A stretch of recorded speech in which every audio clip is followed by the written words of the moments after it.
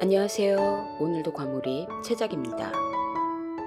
지난 방송에서 보여줬던 순자와 영식 사이의 사이다 결말은 이번 방송을 통해 바로 무색해졌죠. 순자는 순자대로 흑화해서 아주 제대로 빌런 도장을 찍었고, 영식은 불편해진 순자와의 관계를 풀어보려다 오히려 다시 한번 호구 취급을 당하는 참사를 보여줬습니다. 그런데 여기서 잠깐. 순자가 자기중심적이고 못돼 처먹은 X인 건 알겠어요. 그런데 그 앞에서 호되게 말 한마디 못한 채 오냐오냐 하며 물러나는 영식은 괜찮은 건가요? 그런 영식을 보면서 고구마 100개 먹은 것처럼 답답한 건 저만 그런 건가요? 뜯어보자. 이번 방송은 영식에 대한 순자의 뒷담화로 시작됩니다. 남자들의 데이트 선택을 마치고 숙소로 돌아온 순자는 영식의 선택을 어이없어하며 주변 여출들에게 동조를 구합니다. 하지만 여출들은 전혀 동조하지 않죠.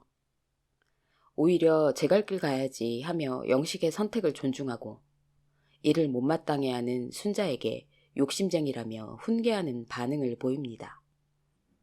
영식에 대한 뒷담화로도 분을 풀지 못한 순자는 결국 그 상태 그대로 영철을 찾아 숙소를 나서게 되는데요. 한편 그 시각 영식도 영숙과 데이트를 하기 위해 2층 숙소에서 내려오게 되죠. 그리고 계단에서 마주친 두 사람.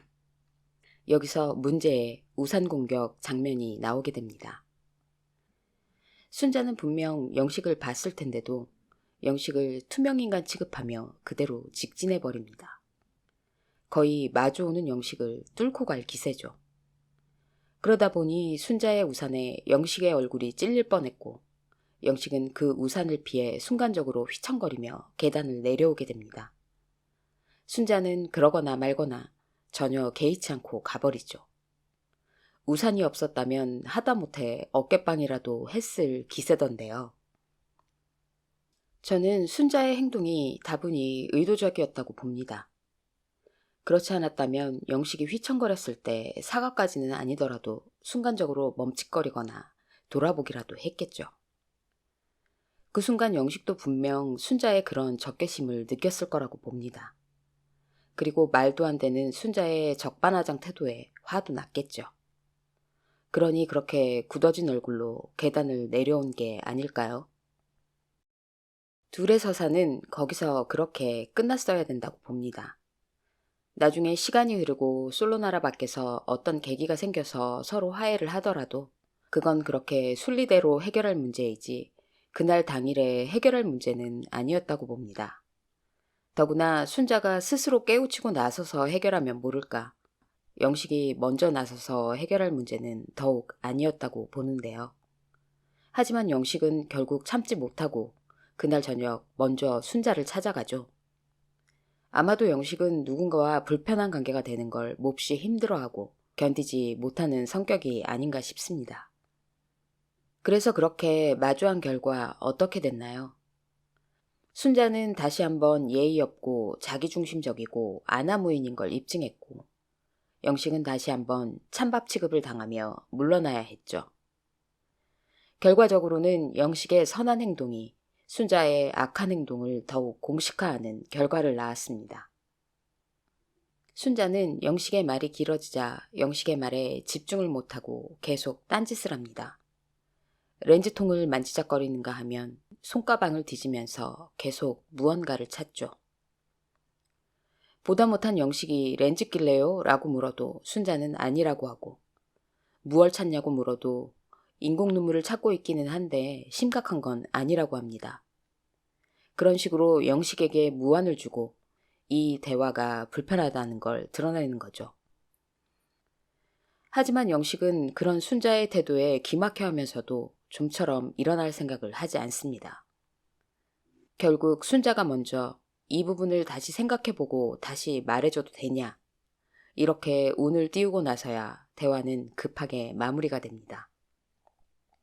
저는 이때 순자의 예의 없는 태도에 화가 나기도 했지만 영식의 어정쩡한 태도에 대한 답답함이 더 컸던 것 같습니다. 지금 대화하기 불편한 것 같은데 그럼 나중에 대화하자. 이렇게 영식이 먼저 말을 끊고 나오든지 그게 아니라면 순자의 예의 없는 태도에 대해 따끔하게 지적을 했어야 한다고 봅니다. 영수가 옥순이 선 넘는 발언을 했을 때 바로 지적을 했던 것처럼 말이죠. 영수는 자기 마음이 옥순을 향하고 있다는 것을 깨닫는 순간부터 모든 것을 내려놓았습니다. 옥순의 페이스에 맞추기 위해 웃음기를 싹 걷어내고 옥순 앞에서는 진중한 모습을 보여주려 노력하죠. 승산이 없는 걸 알면서도 끝까지 최선을 다합니다.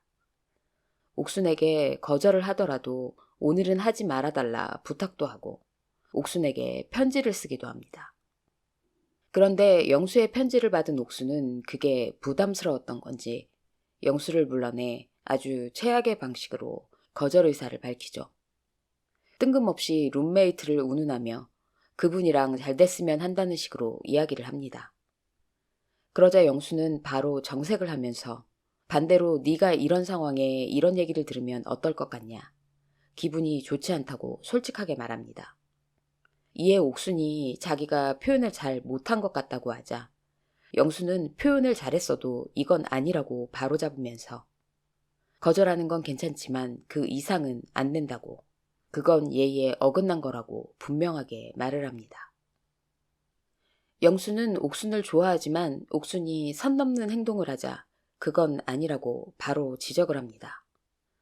혹여 누군가는 영수가 옥순을 그만큼 덜 좋아해서 그럴 수 있었던 거 아니냐 할지도 모르겠습니다. 하지만 그랬던 거라면 영수가 최종 선택에서 옥순을 선택하지는 않았겠죠. 아무리 좋아하는 마음이 크더라도 아닌 건 아니라고 말할 수 있어야 그게 건강한 관계인 거죠. 그런 면에서 영식은 좋은 게 좋은 거지 하며 무던하게 넘어가는 경우가 많은 것 같은데요. 주변에 영식의 그런 점을 장점으로 쳐주는 좋은 사람들만 있으면 아무 문제가 없겠지만 순자처럼 자기중심적인 사람과 이해관계가 얽히면 막말로 호구 잡히기 딱 좋은 그런 성격인 거죠. 그런 측면에서 볼 때 저는 순자와 영식의 관계가 이런 모양새로 끝난 데에는 영식의 그런 성격도 톡톡히 한 몫을 했다고 생각합니다. 누군가는 마지막 데이트 선택에서 순자의 이중성이 드러나자 옳다커니 하면서 편집에서 드러나지 않아서 그렇지 그동안 순자가 여우처럼 영식한테는 마치 영식밖에 없는 것처럼 굴고 뒤로는 광수에 대한 마음을 키우면서 이중 플레이를 했을 거라고 단정하시는 분들이 계시던데요. 저는 이에 대해서는 생각이 좀 다릅니다. 순자는 이순희 데이트를 기점으로 영식에게만 마음이 있는 게 아님을 표현한 적이 많았죠. 순자는 정숙이 그런 얘기를 했다고 핑계를 대면서 너무 한 사람만 알아보는 건 아닌 것 같다고 돌려 말하며 영식에게 다른 사람을 알아보고 싶은 속내를 비추기도 했고 모두가 함께 있는 자리에서 이순희 선택 때 자기는 뒤집어 봐야지, 내가 한번 꼬셔봐야지 하는 생각을 했다고 당돌한 발언을 하기도 했죠. 그때 영식은 순자 옆에서 뭐 하고 있었는지 혹시 기억나시나요? 평온 그 자체인 얼굴로 날벌레만 쫓고 있었답니다. 진실게임에서 영철이 순자에게 1대1 데이트를 해보고 싶은 사람이 더 있냐고 물었을 때도 순자는 그렇다고 대답했습니다.